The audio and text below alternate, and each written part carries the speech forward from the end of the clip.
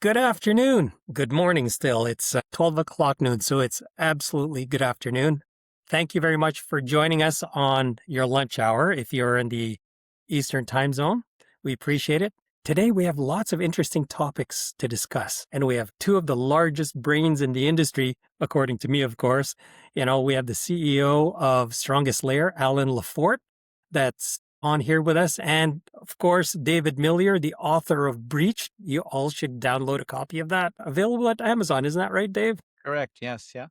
Yeah, very interesting read from almost a first-person view. So, Alan, I just noticed today, CIO Magazine, you're famous now. Talk to us about that. Yeah, what is that? Yeah. That's awesome. Well, we one of the things that we've been really focusing on at Strongest Layer is just helping people understand how AI is impacting us. And so it's a great article that talks about how a collapse in skill is opening it up to people that maybe couldn't have been elite hackers before. AI has enabled that. And it draws parallels to how cabbies in London used to have to study for 4 years, memorizing every street, every turn, every signal, and then GPS came out. And so we're saying this is that moment in security. It's a great read. We'll post a link in the chat, I'm sure. But yeah, this is a great surprise to wake up to that. That's awesome. And I understand, Alan, before we get going on the nuts and bolts of what this is all about, you and Dave go way back. Yeah, Right. I think I first met Dave, would have been sort of the early 2000s. It was likely 99 or 2000. So it was right at the turn of the century, so to speak.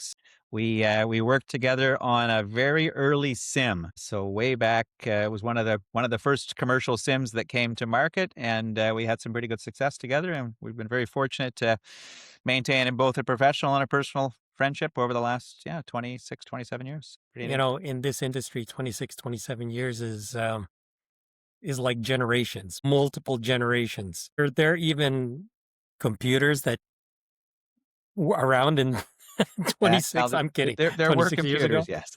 All Well, right. the thing I learned about Dave is the price of admission to be in his inner circle is not that you have to be a security expert. That's required. The most important thing is you have to own a motorcycle, and I owned a few. That's true. Absolutely true. Yes. My passion for sure. All right. Absolutely. So as we move along, why don't we get started? What do you say? Sure. This is all about Let's kick AI. things off, people. I'm sure there's lots of people already on, but I'm sure there's lots more to trickle in. So we should likely kick things off. Absolutely. And by the way, housekeeping, folks, for those of you that are joining us, on the bottom right-hand corner of your screen, there is a dialogue bubble. Please feel free to click that and ask questions at any time, and we will answer your questions somewhere during this presentation. So let's kick this off by asking a few loaded questions to Mr. Alan LeFort. What do you think? So Alan, you spent years at Proofpoint McAfee building defenses against phishing. What's the fundamentally different about what AI has done to these threat landscape? Well, I think it's done a few things very importantly. And I think we've got a slide. When we founded the company Strongest Layer, it was based on a belief that AI was going to do a few things, but more importantly, not only was AI going to make things that were hard easier to do, that it was really going to affect security because attackers would now have the ability to hyper personalize their attacks. So we've been training people on stopping attacks. It says hover over the link, and if it's got a spelling mistake and all that, or if it's not really addressed to you, it's just dear sir, dear madam. So the idea was that they would hyper personalize every attack, and they'd be able to do it hyper personalized because it's no longer taking $16, $17 an attack. It's pennies. And then on top of that, the sophistication of the attack would be tremendous, and it would be really tailored to that individual. In the world of AV, we would call those polymorphic attacks that change all the time, right? And it happened. And we found it in a Harvard Business Review, a study where they found that 88% of employees could be profiled from data that's already outside of the organization to spearfish them for 4 cents with a 54% ability to fool employees. Employees that had been trained, employees that had click rates in the 2 to 3% range, all of a sudden 54%. And so when we saw that, we knew that there was only one way to deal with this is you needed an AI to fight the AI because of the power, the automation, the scale, the speed. And so that's why we built Strongest Layer. Yeah, Exciting. I mean, looking at it from the not the vendor side, but the opposite side of the table, so to speak, as the, service delivery guy, helping our customers protect themselves, working with companies, unfortunately, after they've seen breached. And again, we're seeing consistently the same types of problems, right? And this isn't a new problem. I mean, you go all the way back to Target. How did they get breached in 2014? 12 years ago? It was a targeted email. Somebody clicked on a link they shouldn't have, and it exposed the entire organization. And here we are 12 years later, and we're still seeing the same things. What AI's done is really accelerate the ability of that, again, the hyper-personalization, as we're mentioning here, right? The idea that, that email was likely written and targeted thousands of different HVAC companies, whereas if it was happening today, that email would be written for the CEO of that HVAC company, and it would know enough about that individual based on publicly available information to make that email incredibly appealing to that individual and to make it appear that it's something, A, that's legitimate, and B, something that he or she would be very interested in clicking in and finding out more information about. So we're seeing that constantly. We do a lot of investigations. We help a lot of customers when it comes to cybersecurity issues. And again, the email has unfortunately been that common source where we're seeing more and more and just over and over, people clicking on links they shouldn't, people giving their credentials away because somebody's telling them they're doing internal testing, all the usual things we see, the QR codes, the DocuSigns. I think we'll talk about that a little bit later. We just keep seeing the same types of attacks, but what AI has done, again, has really allowed that ability to hyper-personalize them, so it really is focused. So Dave, while you're on that topic, the deepfakes. I've heard of a couple of incidences of deepfakes where organizations are forced to send money. How can we identify and trap these before it becomes a problem? Well, again, it's back partly. We're certainly having to rely more and more on the tools because, unfortunately, as humans, we're falling victim to these deep fakes over and over. So the people, actually, it's ironic because you think the people would be able to identify it, and they just can't because they're so good. And again, deep fakes are being used, not just video deep fakes. The guy in the UK year and a half ago who did a $25 million transfer after being on a video Zoom call with who he thought was his boss, the CEO of the company, CFO of the company, walking him through doing all of his transfer for a new company they're buying. Of course, it was all deep fake. There were real people there, but their faces had been replaced with theirs. And the other problem we're having, and I think we mentioned it on another slide, is the issue with voice deepfakes. So all you need is about 2 or 3 seconds of audio, and guess what? What do most of us do? We have a nice little voice recording on our phones or on our phones, either at work or on our cell phones, and somebody can easily go and listen to that and grab a copy of that, and they can now impersonate your voice wonderfully. And our wonderful telcos here in Canada, Alan, I don't know what it's like in the States, but a number of our telcos here in Canada use voice verification in order to validate that you're really who you say you are. And we've now seen a number of cases where people have been compromised, specifically in the crypto space, where they're basically getting their phones, they're cloning their phones, calling Rogers, using voice verification, saying, hey, I've lost my phone and I need another. Somebody just popped in there. I'm not sure what happened, but we need another, SIM. I need to get my phone replaced. And they get a new SIM sent to them or an eSIM sent to them. And then they are able to get the MFA codes and steal money. And it's happening, quite quickly. And it's quite interesting to see that, again, that even though we know this is an issue, the telcos really haven't stepped up to say this is not, it's not an effective method. We need to get rid of this. Right. So this is for both of you, Alan or Dave, from your vantage point, and we'll stick with Alan for now. Are executives in the room underestimating how serious this actually is, or are they aware of the gap? What are you seeing? I think it varies. I would say, to be fair to security programs and whatnot, the amount of change that's happened is just, the pace is phenomenal. I would say, if I remember doing our first trade show in June of last year, and I remember we shared this very story and we said, look, AI is going to do all these things. Are you feeling it? And they're like, no, not really. Then fast forward, I asked that same question. Are you starting to feel it? Like, some stuff is starting to get through. And, we asked it in January at shows, and they're like, wow, we're starting to see false positives. We're starting to see stuff that was never getting through is now hitting us. And, now I fast forward to today, we literally had a school district in the United States call us up and said, we need to start a POC tomorrow. We just had 3,000 attacks in one day and we couldn't stop them. We are literally getting to a point where we can't do legitimate work. And so there's been a progression that has gone from curiosity to, we don't have a solution, we need a stopgap. And I've never seen that pace of progression in security at that speed. It is, and I've been in this industry, a long time, and the speed at which things are evolving, it's unimaginable. Yeah, we're also seeing layered defenses, right? So people are, I've got Microsoft 365, I've got Google Workspaces. Well, they have their own built-in solutions. And then people are buying some of the proof points in Mimecast. You mentioned them earlier, they're buying some of these commercial solutions. The problem is that those tools are taking the exact same approach. And so all you're doing is layering, even though you're layering in thinking, well, if it misses one, maybe it'll get caught by the next one. But they're using very similar methods to try to identify the spams and the scams.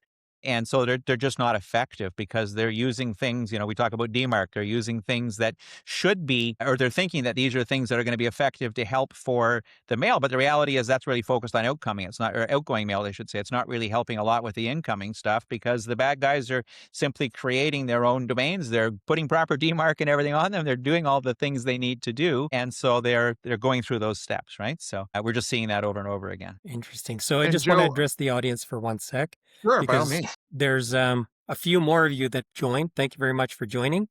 And there's a little dialogue bubble at the bottom right-hand side of your screen. Please feel free to click that and ask any questions. I urge you to ask questions we can answer in real time or sometime during the discussion. Thank you.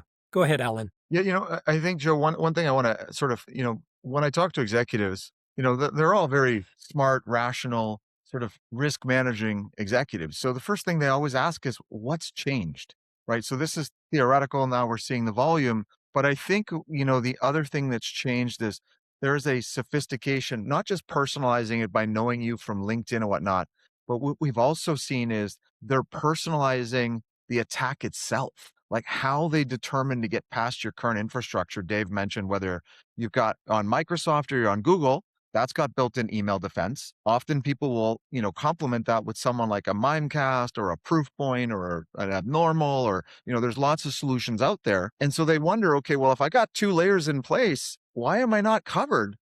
Why are you trying to sell me a 3rd layer, right? And something has changed. We looked at 5,000 alerts that we saw, and by definition, we are the last line of defense because we connect through a simple API call into Microsoft or Google. And if we see a malicious email, it's because something else in the chain did not recognize it as malicious and let it through, right? So that led us to ask, why is this happening? And what we discovered looking at 5,000 alerts that sat behind Microsoft E5, Mimecast, Proofpoint, all, several other technologies, was that they are personalizing kill chains. And kill chains is a combination of techniques meant to get through a defense layer with an average of 4.11 unique techniques drawn from 36 different ways to get past your technology stack. So they are being purposeful about how they get around inspection to land in the inboxes. And of the data set we saw 22 techniques that were used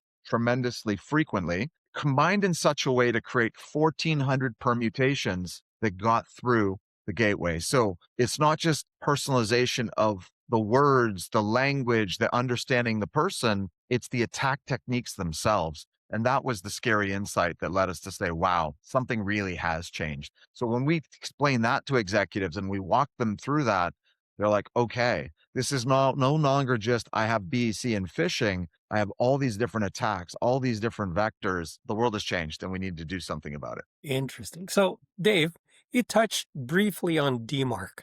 Okay. Yep. Why don't you hit the next slide and we can talk a little bit more about it? Sure. There we go.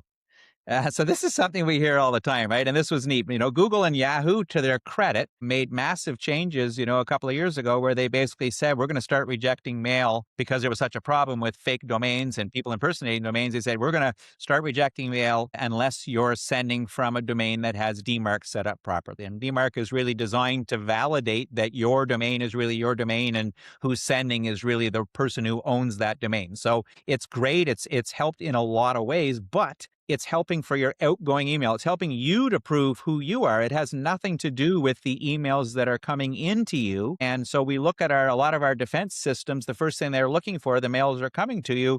Microsoft, Google, same thing now, incoming mail. They're looking for that DMARC record. Well, all a bad guy has to do is set up, a similar domain. They set up a fake domain. And as long as they set DMARC up for it, then they've just bypassed that one very foundational fundamental check. So it's very ineffective in protecting. Meanwhile, a lot of people think, well, we got our DMARC stuff in place, and so our email is protected now. No, it's not. All you've done is verified that when you're sending emails, you're able to tell the person on the other side of the communication, yes, it's really me, but it has nothing to do with protecting your users and that incoming email. It doesn't do anything for that. So for the team, I'm going to ask us to rise above a little bit and stay at a 30,000 foot level. We got a little deep there. I know, but the question couldn't be answered without getting deep, because this is intended more as a conversation and executive view. And I totally get that, Joe. But I do think what this is very important is when people ask, okay, well, there's prior technologies, why are they not working? They anchored a lot on that. If the domain, this is a signal that says this domain is trusted, and therefore it gets through because it is a trusted signal versus we really shouldn't worry about this as a main signal. That's not how the attacks are coming. And I think that's what Dave is saying. It used to be true that this actually helped as a signal to determine, is this domain a trusted domain? Should I let that link through? That logic just doesn't hold anymore. And I think that's what's caused a lot of these alerts that used to get blocked are no longer blockable, right? And a great example of this, if we go back one slide, Sure. this is, I think here we're saying where we say the current model is broken, what we call the patient zero model. And the reason I call it the patient zero model is we take this from healthcare. Security is really, using a healthcare model. And it's the idea that you triage bad results. You look for what caused those bad results. In the case of healthcare, it's people getting sick, people having real complications and not knowing why. We went through that with COVID, where you're gathering all the data, trying to figure out what went wrong, and then how do you stop it in the future. That's how security works. An attack succeeds on one customer, another customer, another customer. They gather the data and they're like, okay, we see the pattern. We're going to put a rule. If I see that pattern again, I will block it, right? And so that's not working anymore when every attack is unique, because if you had to have seen it before to stop it and you only get to see it once, how will that technology stack, work? And to put this in a higher frame, as you mentioned, we've all seen Law and Order and all those types of or Criminal Intent, or those shows on television, the procedurals around how you catch a criminal, right? And we're used to there's fingerprints at the scene. Hey, we've got fingerprints at the scene. We lifted it off of a table. Okay, run it through AFIS, I think the word is, right? Or whatever the system is. And then they either get a match or they don't.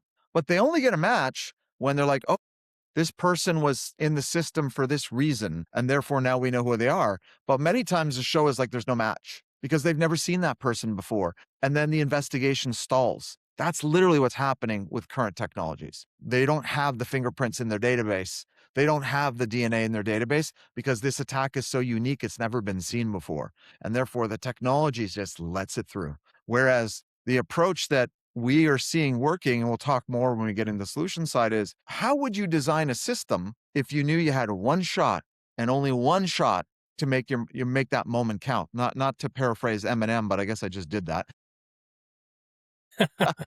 But it's the intent of what are they trying to do with this email? What is its purpose? What's it trying to accomplish? Reasoning through it for first principles is the only thing that can work when you have an attack you've never seen before. So you talked about, for example, earlier, a deepfake example, right? A voice deepfake, Dave. Now, it could be Dave's voice got cloned and you get a call, Joe, and it's like, it sounds like Dave, but you're like, yeah, Dave would never ask me to go and get a bunch of gift cards and drop them on his desk by 5 o'clock. That's not reasonable to me. So a system that can say, is it reasonable for someone to ask these things in this context? It doesn't matter if the voice was perfect at all, because what the voice asked wasn't reasonable in that context, and you block it. So that's an example where you're using reasoning to block things versus, do we have a fake version of Dave's voice on file and we say that matches the fake, therefore block it. And that's a very different approach. So agree or disagree with this statement. I'm doing Google search and I asked what the most common attack vector is today, 2026. And it said 36% of all attacks now happen through email. So analyze that. I would Agree, argue that might disagree? even be low.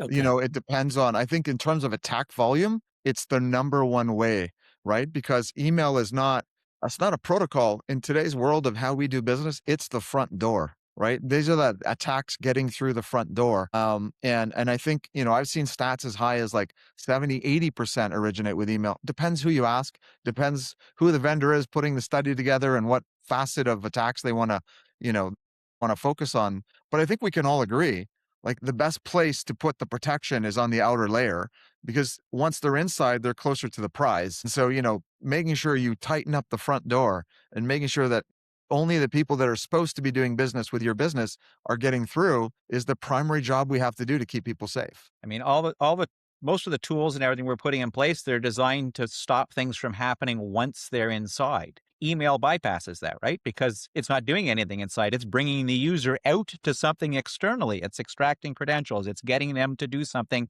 outside of the moat that you've built around your company. It's bringing that user outside. And again, I would agree with Alan. 36% may be the aggregated number of attacks that are email, but around 80. The numbers I always see is in the 80 plus range of successful attacks are happening through email. And so it's a very high number. And unfortunately, again, you've got because the very nature of email, we have to allow users to be able to interact with it. We rely on it. It's a significant part of our businesses. And so a lot of things are coming in through email, and you can't restrict the user from being able to work with it, because the same legitimate things that a user does through email all day, every day is what the attackers are taking advantage of. So how have email attacks changed? Put yourself, let's say you're a bad actor. Why would you choose email in the first place?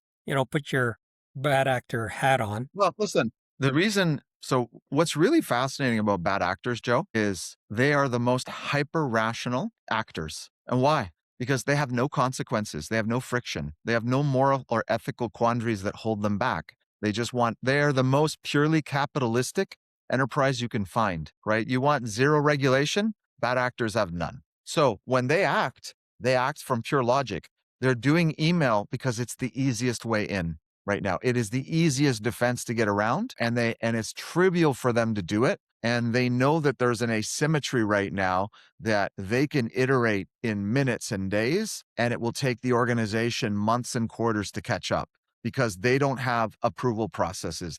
They don't have compliance. They don't have all the data regulatory things that prevent us from marshaling all of our resources to defend ourselves. They don't have that bureaucracy. They have horsepower and speed and a focus that will always win out against someone who has to go to committee to change a rule set to protect themselves. And that's what they're exploiting, that asymmetry in response and time and in boldness. The other thing is, I mean, by nature of email, we poke a hole in that moat that I talked about. We have to, right? Because again, communication is the lifeblood of almost every business these days. So people have to be available. We're not limiting who can send us email by default. And so again, we're in the catch-up game all the time on the security side, right? We're always trying to find ways to stop the bad guys from coming in. And that's one of the most common methods. And it's the easiest method to get in touch directly with an individual, with a person. And again, you look at we talk about intent and things like that. That's exactly where we take advantage of people's emotions. You do it through that communication. So you touched on something there, people. You're working with people's emotions, and indirectly you're actually saying the weakest link is the people without calling them that, because people are generally trusting, right? Yeah, people are your greatest strength, and they're also, unfortunately, they are the weakest link in the organization. And so we put all these security tools in place, but the people work around those tools, not by design, but simply because they're just trying to get their job done. So, and I would argue, Joe, that this gets to a bigger flip, which is the whole industry was very much like, for many times, and this gets away from email to what's a broader industry called security awareness, sometimes called human risk. But there was this belief for about 10 years that you could train people to be very vigilant and to spot, the spelling mistakes in an email, to spot and hover over a link and like, oh, that's not a real URL. And in this new world, that's gone, right? People can no longer spot these tells. A DocuSign impersonation is using DocuSign branding. It is pixel perfect. It is literally identical. All of the bad stuff happens in code underneath, and they can't see it. They'll never stop it.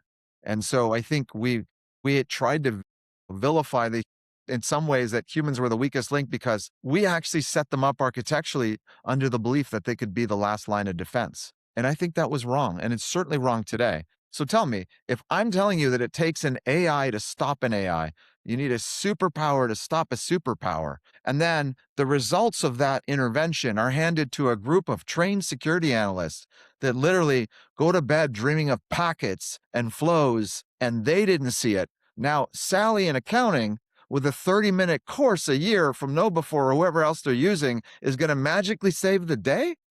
Like, come Yeah, on. that's a bit absurd. I get it. Sorry, salesy hat. I apologize right now, but you guys are doing something pretty unique. You Yeah, guys got to put together this I think we intelligent are. I think advisor we thing. are. Before we get into what we do, I really want to hammer home the how we do it different. We talked about how things have changed. This is an attempt to show you how a single attack can be seen differently by three different technology stacks. So we've got three different ways that you protect email today. The pattern matching, which is regular expressions, that's what regex means. But it's this idea is if you see this pattern, it has these words in this order, stop it. Then you have the behavioral models, which is often attributed to machine learning, but it's the idea that we model communications, a whole bunch of different parts of the email, who you're talking to, what you're talking about, when you're doing it, and we can baseline what's normal for your business, and therefore everything that is not normal is suspicious potentially, right? So that's the behavioral model. And then there's our approach, which is the reasoning model. So we're going to look at an attack, three different lenses. It's a DocuSign impersonation. It has a legitimate redirect from a URL that is trusted. Let's call it Google Drive. Then it goes to a CAPTCHA, which is, are those pages that say, how many bicycles are in this picture?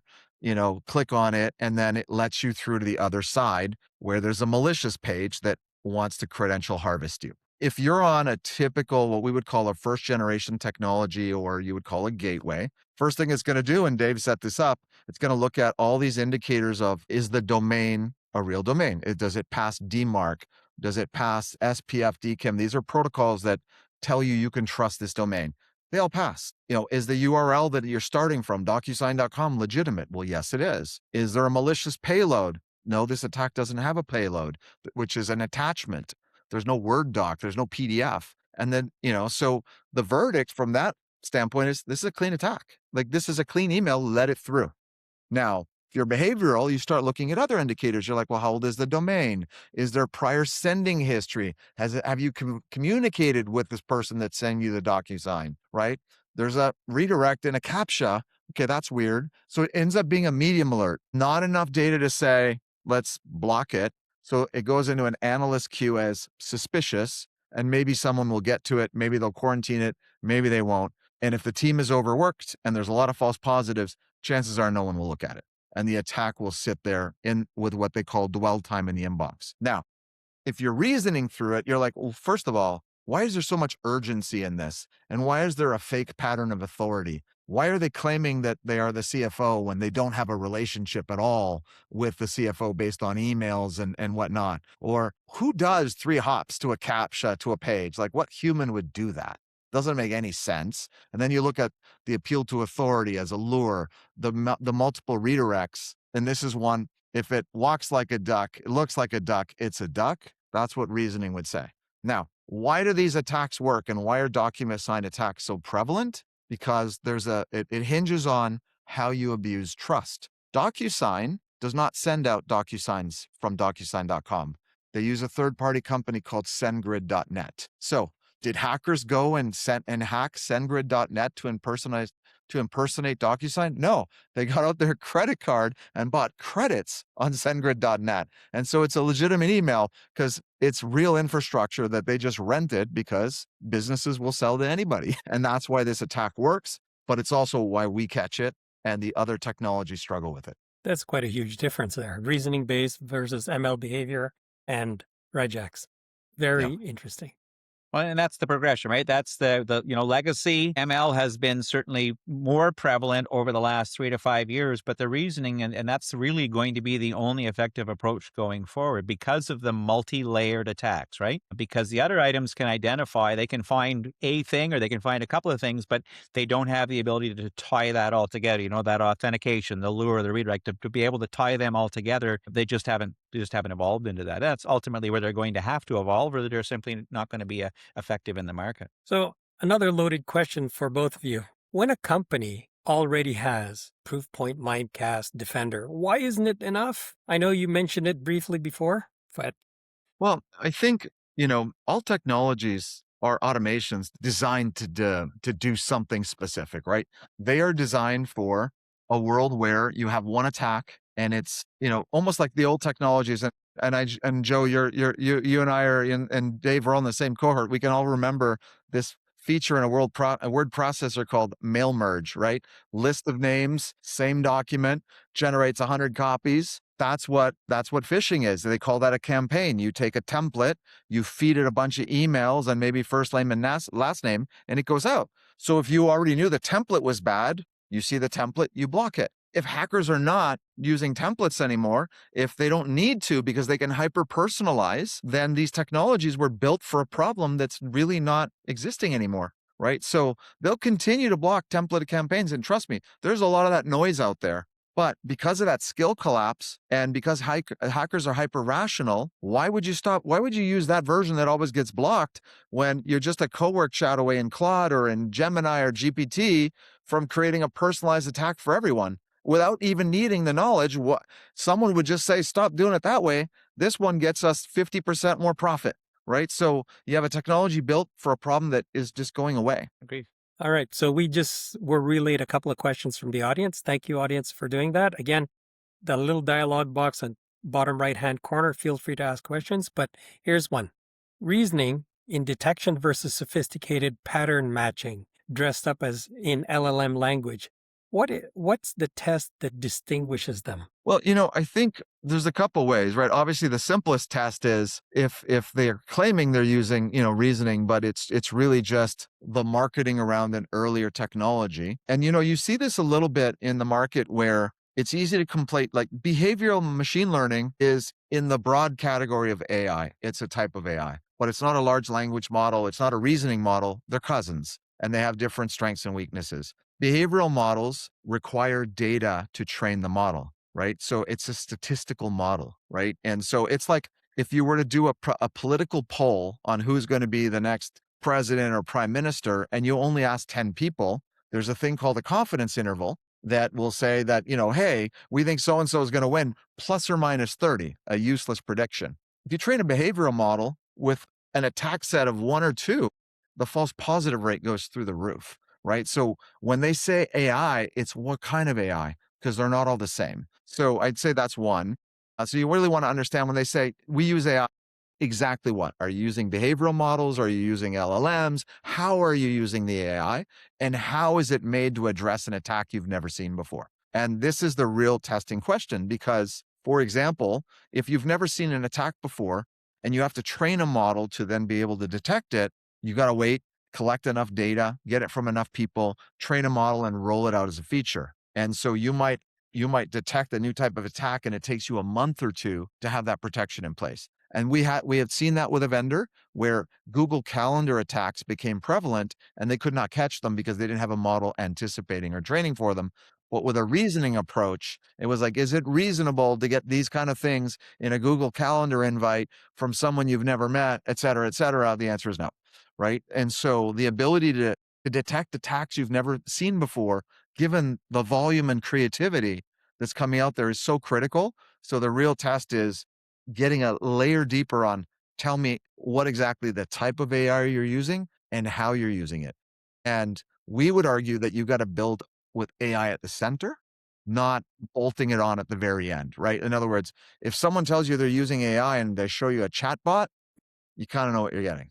Yeah. Okay. And again, it's a learning model versus a reasoning model, right? Really the Correct. learning model, again, it's very reactive because it has to learn and it takes days, weeks, months. It takes huge volumes of data to start to look for those commonalities, those patterns and things like that. Whereas with a reasoning model, you should be able to put it in place. And the very first email it sees, it should be able to identify if that email is legitimate or not based on the logic, based on the reasoning. And so it's a very different approach. And unfortunately, a lot of the security tools still to this day rely on that, the first approach. They rely on that learning approach. And so they're effective at identifying things that they've seen before. So another question from the field relayed to us here, and Dave, you touched on it briefly. The framing that humans can't be expected to catch AI threats.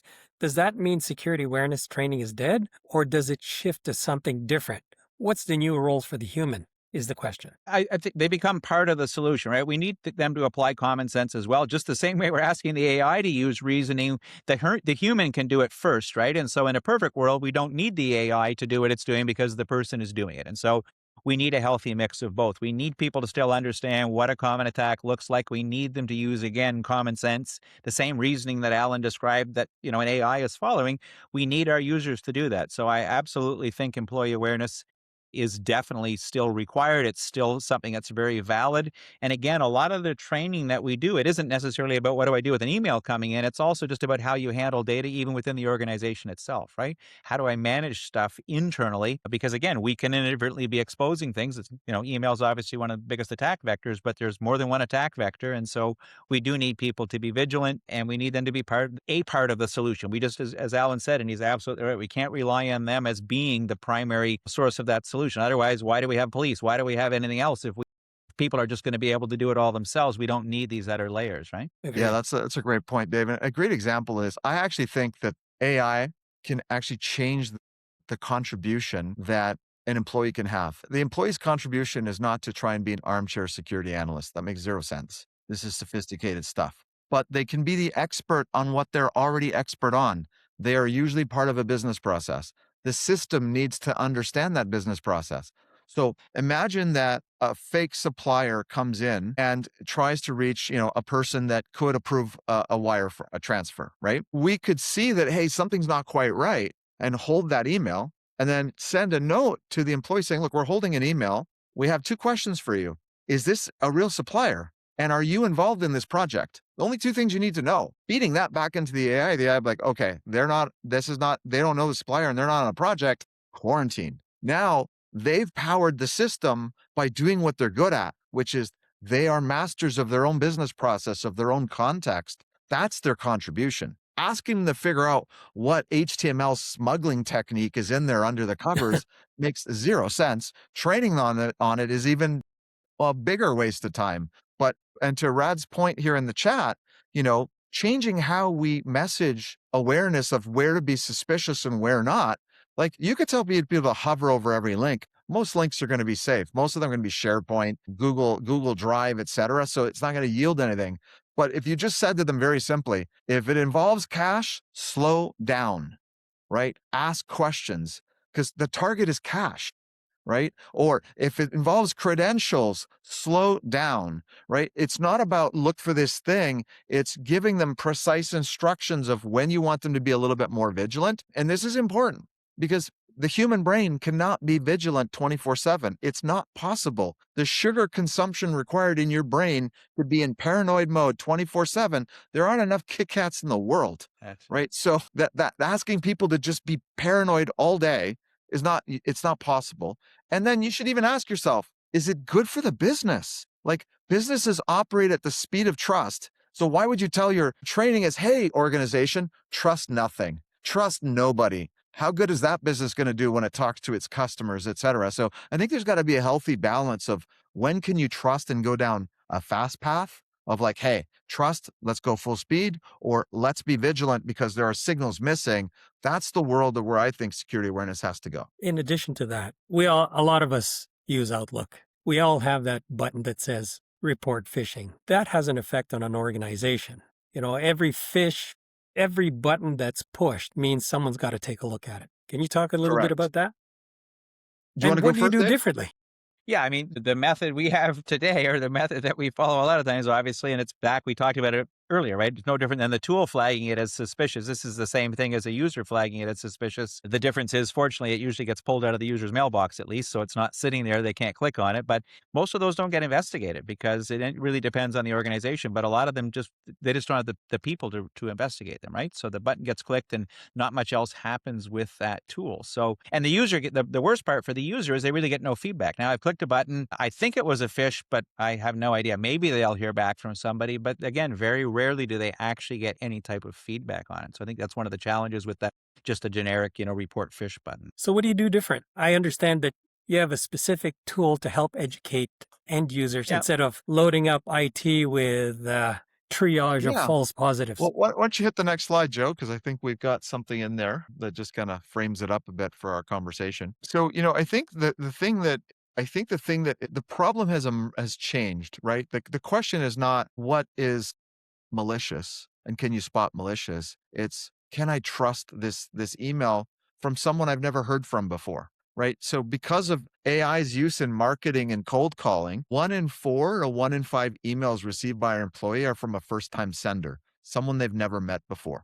Now, that could be a new business opportunity. It could be a new customer, but it could also be malicious. So there's some uncertainty of trust. That trust is needed for the business to move forward. But if you've trained them on be suspicious of everyone you've never seen before because they're a first time sender, that slows down business. And so you want to shift it from report if suspicious to click the button if unsure, right? It's not it's a lower bar. And the reason you would do that is because you let the AI tell you if this person is trustworthy or not. Is this company trustworthy or not?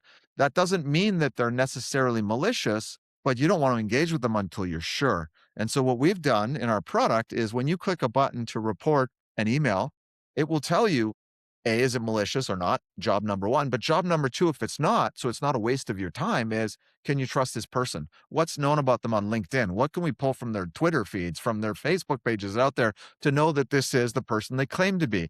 What do we know about that organization? Is it a real business? Does it have customers? Does it have testimonials?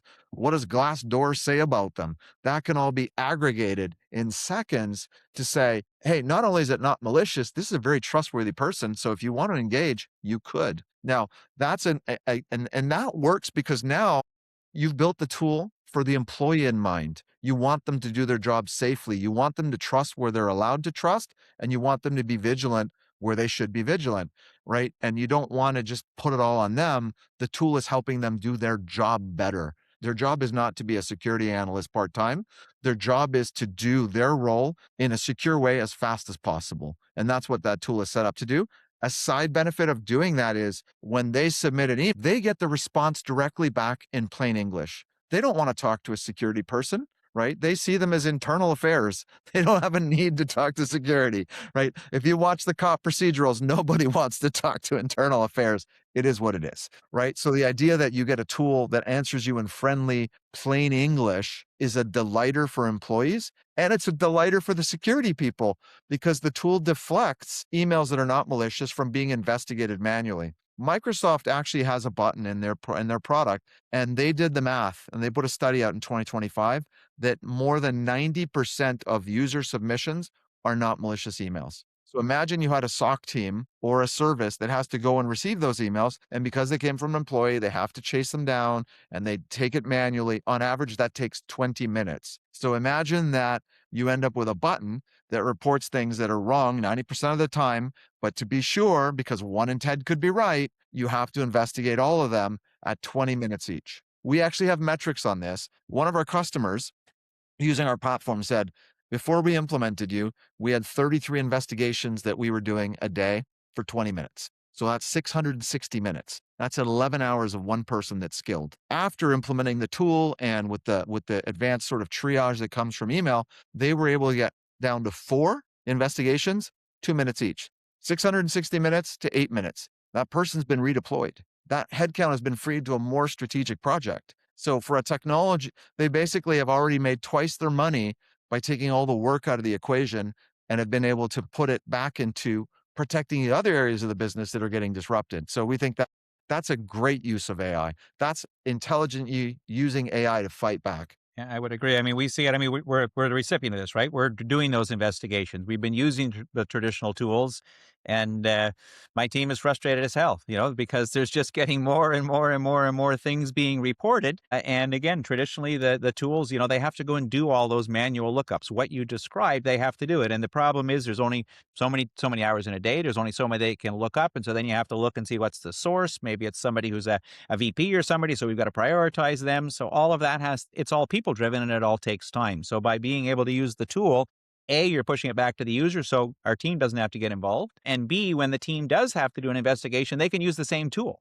So that once again, that investigation that was taking them 20 minutes before, they can do it in seconds and get the results back, and then they can help that user validate or help that situation be validated very quickly. So team absolutely loves that ability, and it allows them, it frees them up to work on things that are actually valuable and meaningful, because again, rather than looking back, looking at forward, we've got a lot of other security things we want to address, and just going back and looking at emails isn't that effective. So in essence, your AI inbox advisor becomes a supplement to the security awareness training because it's It does. continuous and you see it and eventually you'll spot it. That's right. Yeah. And Yeah. again, we're trying to do that positive validation. We do things like banners in emails, letting people know what is this email. Here's the information about it, whether it's been validated, whether the source has been verified, whether the email domain has been, we can provide all that visual feedback to a user. And then again, it helps them make a quick decision. As Alan said, do I trust this? I've never seen this before. I've never had an email from this person before. Is this somebody, A, I should be able to trust, and B, somebody I would want to have communication with? So once again, I just want to remind the people joining here, we do have a live chat button. If you want to ask any questions, feel free to do so. Wonderful, Joe. So, Joe, I think we've got 10 minutes left. One thing I want to I'd love to leave with the folks on the webinar is we've actually created a lot of interesting tools to help understand the change in the AI environment and how to think about it. You could hit the next slide. So if you go to tools.strongestlayer.org, and I've been working on this with Dave and other of our sort of key partners, we've actually decoded how all this is working, right? So we talked about how they can customize all of their lures, based on data that's out there. We created a taxonomy. We called it cutely corporate PDA because nobody likes to see PDA. And it's where you're putting your stuff out there that maybe you shouldn't be putting out there, right? And so there are 6 categories of PDA. 24 data types. It's a taxonomy that actually shows you, like, why are they able to hack you? Well, because you're putting your org charts on LinkedIn, because you're talking about your banking relationships and tweets, right? And that's all being harvested. And so when that's played back to your employees, it becomes a signal that says, oh, you actually get how we run things. This must be legitimate, right? So understanding what data you're putting out there that is literally the fuel that's powering the AI that's attacking you. That's an attack surface that you're created. That's entirely on you as an organization. So just being deliberate about what's out there and understanding what's out there, that's what that taxonomy is. And then we talked about all these evasion techniques. There's 36 techniques that we've now cataloged across 5 categories. That's on the website. You can figure that, we show that. And then it used to be, we talk about BEC and phishing. We've actually cataloged all the different ways that that's evolved. Scarily 44 different subtypes of attacks that are very unique.